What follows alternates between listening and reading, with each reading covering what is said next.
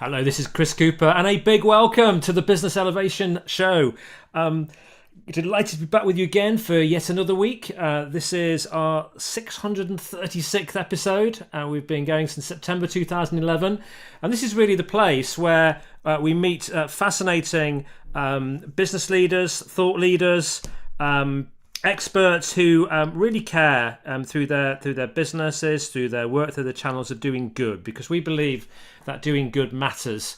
And in this world, which feels quite polarized these days, with lots of global challenges, bringing people together and bringing people into you who are out there actually making a positive difference in the world, we think is important. We want to inspire you to step up and look at how can you contribute in your fields to doing lots of good and helping us to move to the kind of world that we all want for ourselves and for our kids. So today we're going to be talking about elevating your relationships for good. We've got the fantastic Andy Lopata. I'm delighted to have Andy back again. We'll share a little bit of his background in a moment.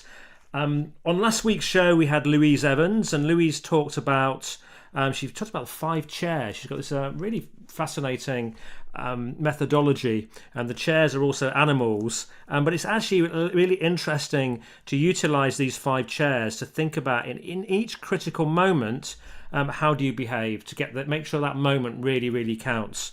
So great conversation last week. I recommend that you go into the archive and listen to that if you can. So let me tell you about my guest today, Andy Lopata. Andy is an absolute incredible thought leader. I've known him for a number of years now, and we're going to be talking today about making a difference in the world through exceptional relationships. And the question is, how do we create connections that are really meaningful, authentic, and built to last? Not just transactional. Andy is a internationally recognized relationship expert. And we're going to explore professional relationships today, and building them with integrity, with intention, and also to make a positive impact in the world, not just for transactional commercial success. We believe that meaningful relationships really matter. Now, Andy has over 25 years of experience. He's helped leaders and organizations unlock the true value of connection.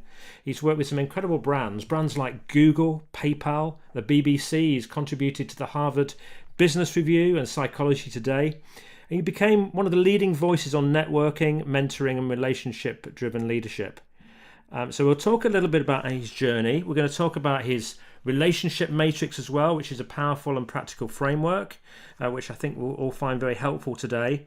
And I'd love to have a little chat with him about about how do you balance in terms of building relationships, but also how do you monetize them in a very ethical and aligned way. So I hope you're going to enjoy the conversation today. I think you're going to find Andy fascinating. And Andy's actually he's written 6 books.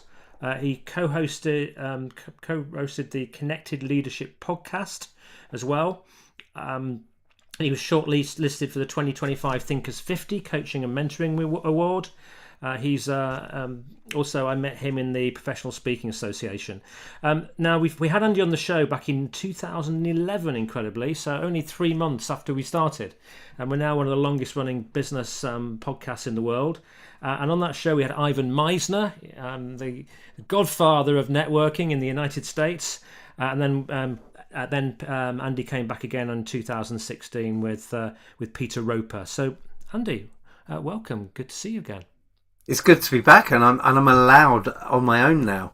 I'm allowed without supervision. Excellent. Well, I know you actually went on to do some really good, fascinating work with Ivan Meisner. Actually, after we did that interview back in 2011, you did a podcast or something together, didn't you? We did. Well, so Ivan and I co-hosted the Global Networking Show, which we did on YouTube and as a podcast for, I think, about 2 years. Had some great guests, because between us, we're very lucky to know some really interesting people as well. Yeah. So I had some great guests from around the world on that, and that ran for a couple of years, and we're still in touch. He's over in your neck of the woods, in the East Midlands, for a BNI conference in June. So we're hoping to catch up there, yeah. Oh, excellent! Oh, I'd like to catch up with him. He very kindly wrote the foreword to my book after that. Fantastic. 2015. Yeah. He's a really good man, actually. Yeah, yeah, he Really good, is. really great person to know. So what's been going on with your journey then since we Since last spoke? 2011 and Well, and 2016. so Wow, that's I can't believe it's 10 years since the last one. 10 years.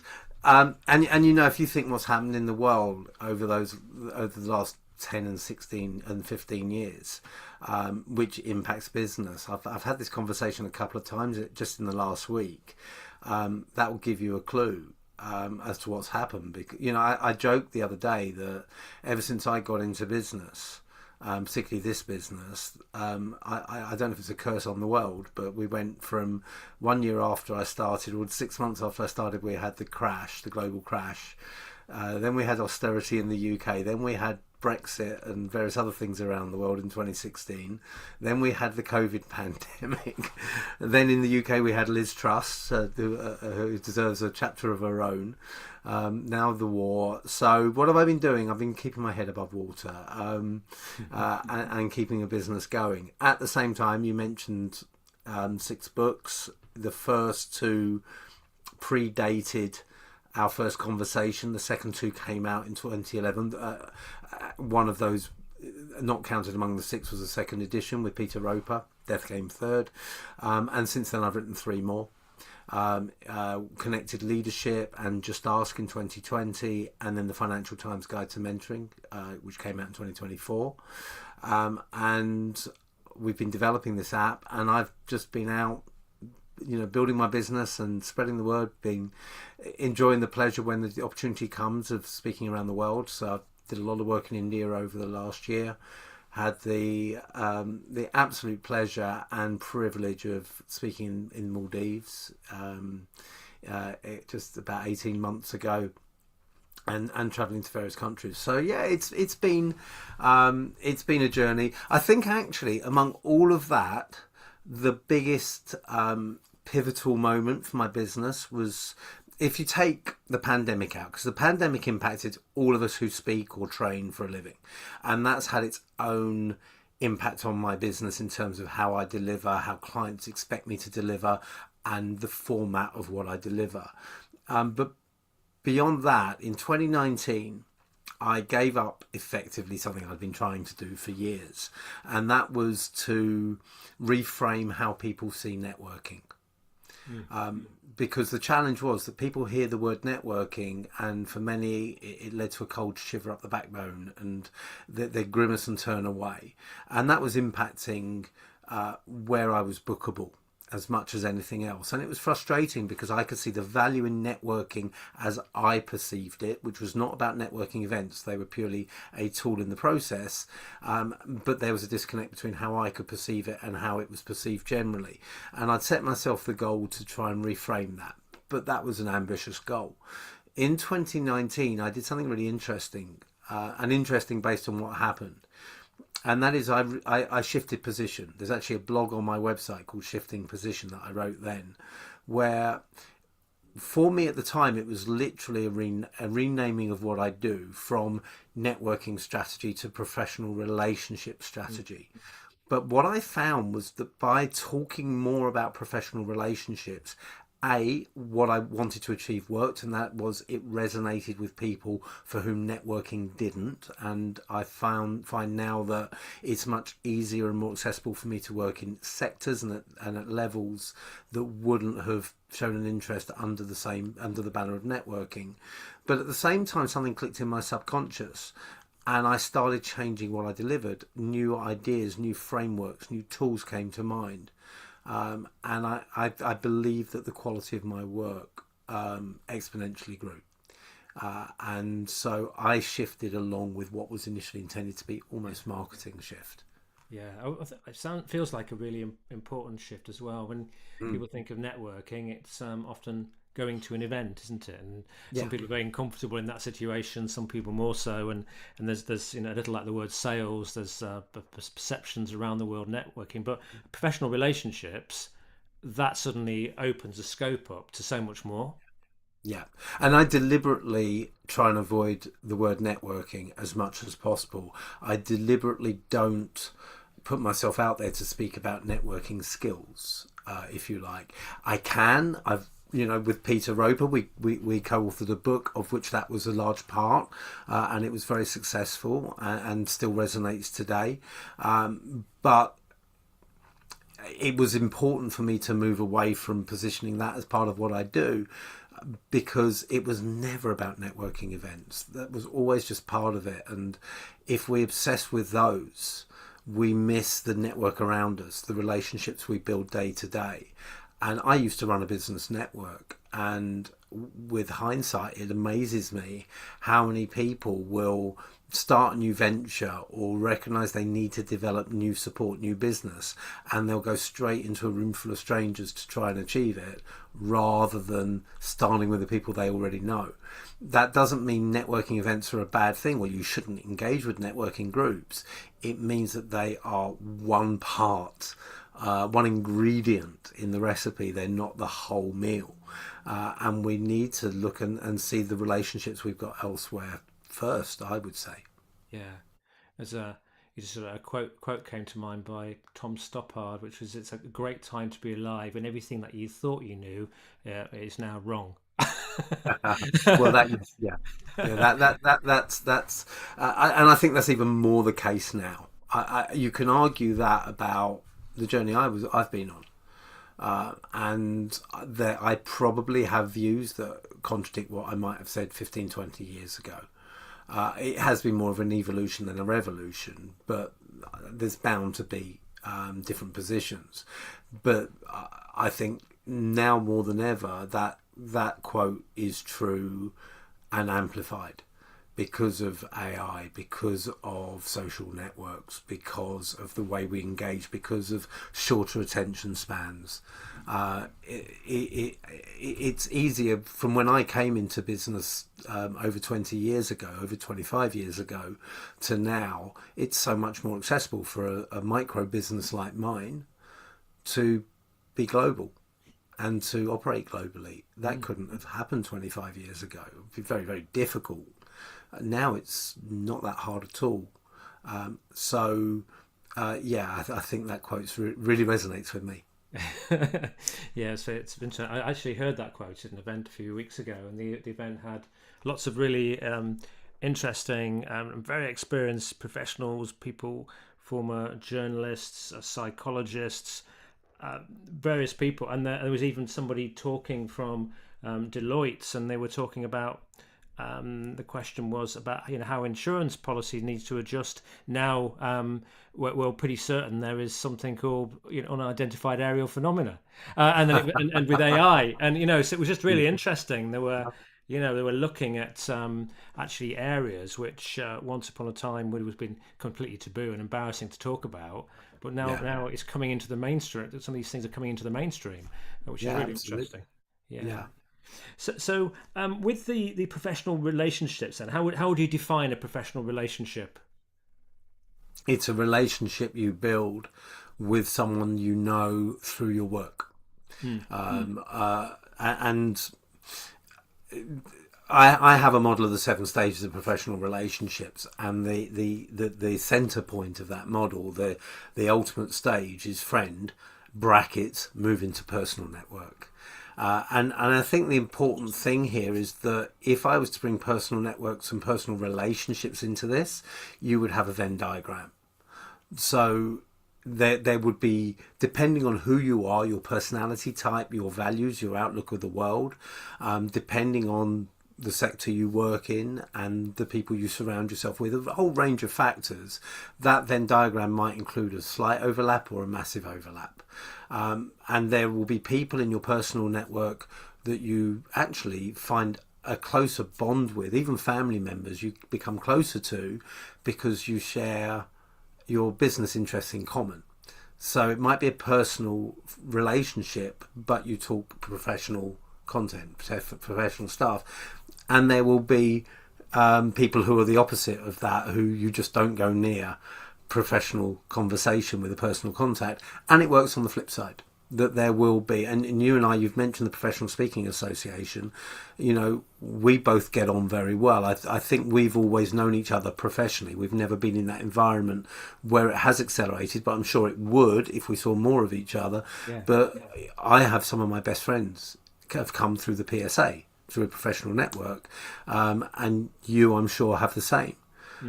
So you can have those professional relationships that become personal as well, and you'll have professional relationships where you have no idea about anything about them beyond their job title. You don't know if they're married or single, you don't know if they have kids or not, you don't know where they live, because they keep that to themselves.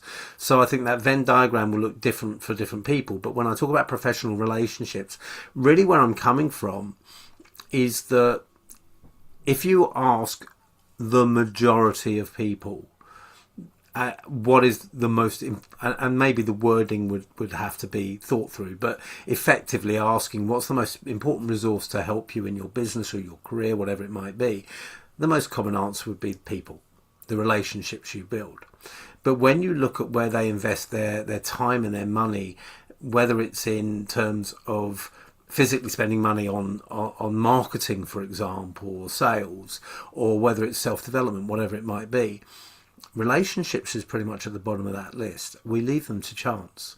They're the most important asset, tool, resource we have to succeed. The people who will support us, advise us, hold us accountable, introduce us, influence on our behalf, mentor us, whatever it might be, they are your most important resource, but we leave them to chance. So when I talk about professional relationships, there's a word missing there, and that's strategy. And what I teach is, how do you take a strategic approach to professional relationships without people feeling networked by you, so that you're engaging in a truly authentic way, but you are still at the same time focused on how do I achieve my goal with the help of other people. Yes, yes. It's interesting.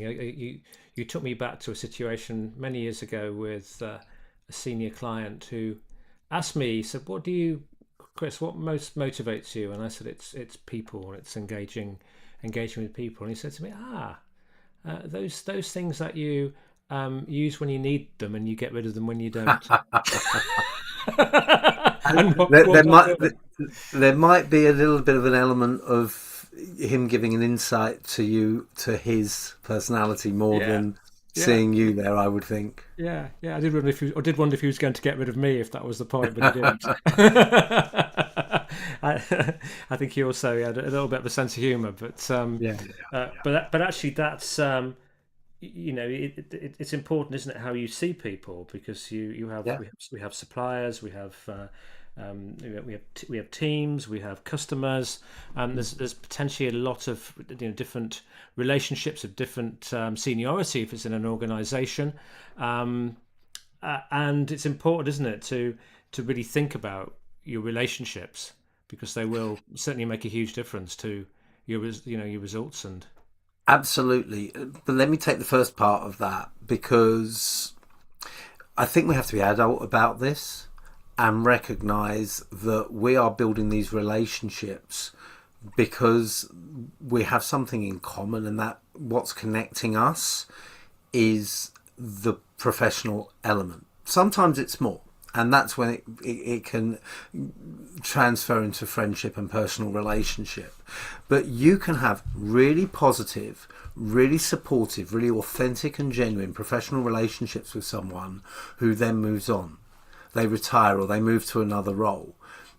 They're not expecting you to follow them wherever they go. Now, sometimes that feels natural. I had a call today with someone. We don't know each other that well, but when we've spoken, we've clicked. There's been a chemistry there. And we were having just a follow-up call. We'd talked in the past about me potentially working with her organisation. We were having a follow-up call today. She was really clear in advance. There's nothing in the offing at the moment. But I was like, I like to stay in touch. There's clearly nothing, and she may well have a career change, but you still enjoy the call, and I would still be more than happy staying in touch, even if she isn't in that position of being of use to me. So there is that balance between recognizing, this is about ultimately, can we help or support each other, one way or the other, never a quid pro quo, but at the same time being adult enough to recognize this is why we're forming a relationship. And it's been a long time since I've been in employment, but I always predominantly tried, maybe not always succeeded, but tried to have good relationships with the people that I work with. But that doesn't mean I stayed in touch with them when I moved to another job. There are one or two people that I'm still in touch with from previous jobs, maybe one. But typically you move on and get on with another chapter of your life, and that's fine. Let's be adult about that. Yeah. And as you talked about, some of these relationships can become friendships. And is the friendships, is that about when you meet people who maybe got common values? Is it the values that's important, or are there other? I think values for me is the most important. It's not the only thing, but if you have uncommon values, if you have a values disconnect, I think you've got a problem. So if I enjoy football and music and theatre, which are three of my big interests, and you enjoy gaming and whatever it might be, three completely different. See, I can't even think of anything that's not of interest to me. But you play golf, you enjoy gaming, you do something completely different. We can still find points of connection.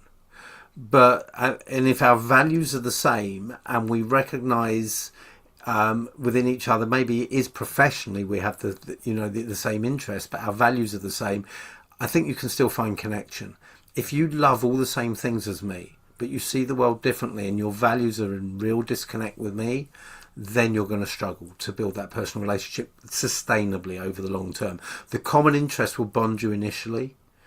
But that once you find that you see the world differently, I think that becomes a struggle. So values is the most important, but where you will build the relationship is interests in common, because conversation flows more easily. You're more likely to do things together. There's good friends of mine. I'm sure you probably know them as well. They're sort of local to you. We met in Ireland at the Global Speakers Summit a few years ago, and we bonded over a love of dark chocolate. And we actually have a WhatsApp group for the three of us, which is the dark side of chocolate.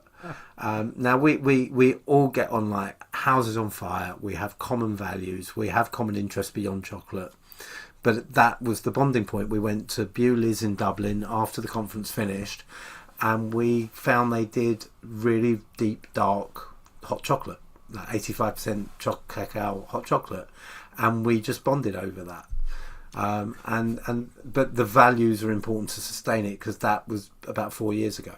Yes, I think one of those people you might be referring to. I left a bar of dark chocolate in the hotel room for them a few months ago. So I think we might know. But it really is true, isn't it? Yeah. If I think what you just said there, you like football, music, and theatre. So do I. So I think that's helpful. Point, isn't it? So you say, to have a conversation, and then. Well, we were talking before we went live, and our two teams are involved in a relegation battle at the moment. Yeah. Yours a little bit more involved than mine, I'm glad to say.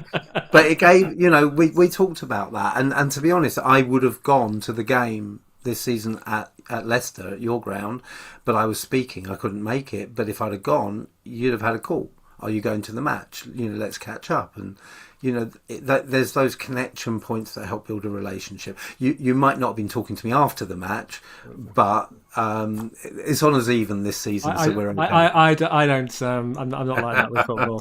I don't get upset. And you'd probably be, if in the small chance we're playing in the same league next season. Yeah. You let me know. We might be able to. Will do. If you don't mind sitting on your hands, you might be able to join me. Oh, I'll be at the away end. I'll meet you before and after. Sounds a good plan. Excellent. Let's have a little. We've got just a few minutes left until we go into the next section. And I think one of the things we need to talk about is this relationship matrix, really, after the break. So I think that's going to be important to frame relationships for people and how to use that. Do you want to just briefly sort of overview what that is?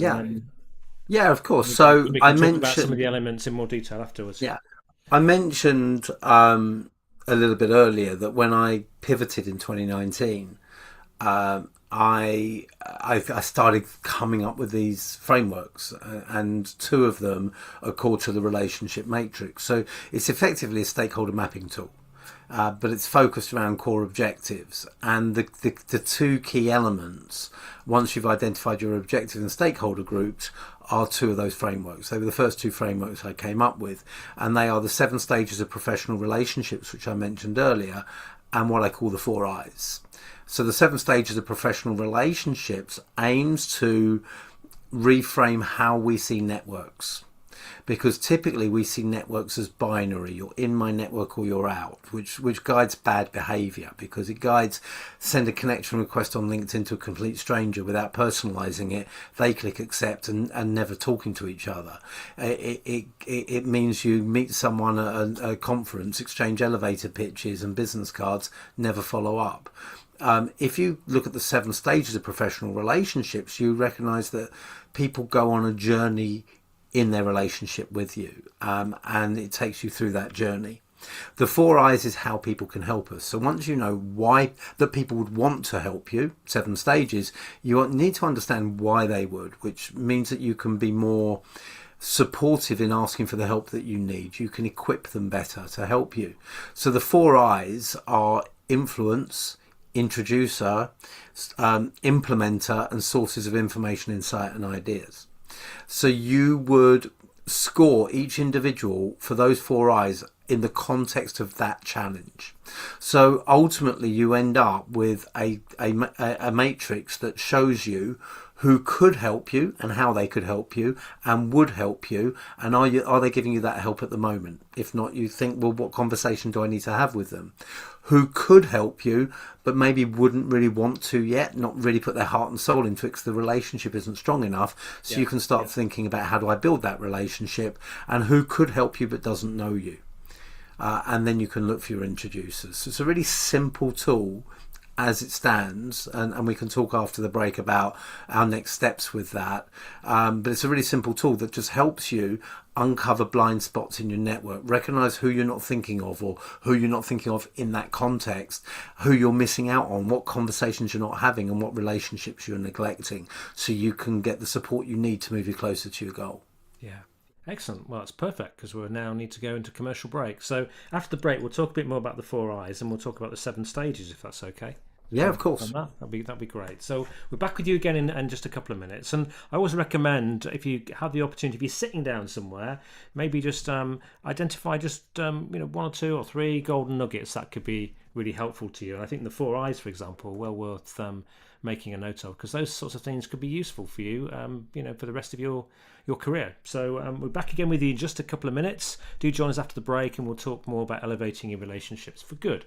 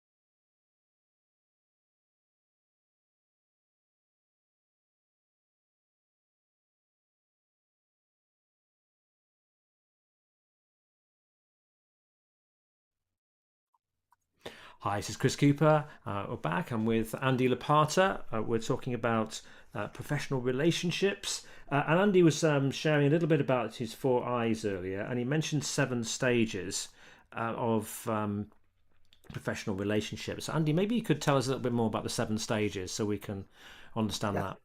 Yeah, of course. So as I said, the challenge is many people see networks as binary, you're in or you're out, and that doesn't allow for the nuance of what a relationship really looks like and whether people would want to help you. So the 7 stages are really simple, and it's all from the perspective of the other party, because if you want their help and support, it matters how they see you, not how you see them. Ideally, they'll both be in alignment at the positive end of the spectrum, and mentioning positive, just to say, this is focused on positive relationships. I haven't reflected conflict and negative relationships in this. I've purely focused on a positive relationship and a depth of relationship. So the first stage is they recognize you. So you've been at a meeting together, and they see you in a corridor in the office a week later, and they recognize you from that. Then you move into they know you, they know who you are, they know what you do, they know what you're focused on. Then you go into they like you and they trust you. So that's stages 3 and 4. So you may recognize, the eagle-eyed observers may recognize know, like and trust, which was coined by Bob Berg. So I use that that banding. I would also suggest that respect should be within that general space as well, but we don't include that on the 7 stages. But they move from liking you to trusting you. Then we get into what I call the sweet spot. The sweet spot are levels 5 and 6. And levels 5 and 6 are supporter and advocate. So a supporter is someone who, if you picked up the phone and asked for their help, they would be happy to help you. They're not thinking about you all the time. An advocate is someone who, while you're listening to or watching this podcast, this stream, they're in a meeting right now, and either your name comes up in that meeting and they talk positively about you, or even better, the other people in the meeting don't know you, but that you're the solution to the challenge they have, and your advocate talks about you and presents you as the solution. So I had a phone call yesterday, picked it up and spoke this morning with a client of mine who's looking at a conference and has recommended my name as the speaker at that event. I didn't know that event was coming up. I wasn't in a position to pick up the phone to him and say, hey, is that event coming up? Would you recommend me? I relied on him knowing the event was coming up and thinking of me and advocating for me. So one of the phrases I've used a lot over the years is to invert a very well-known saying that we're all brought up with. It's not what you know, it's who you know.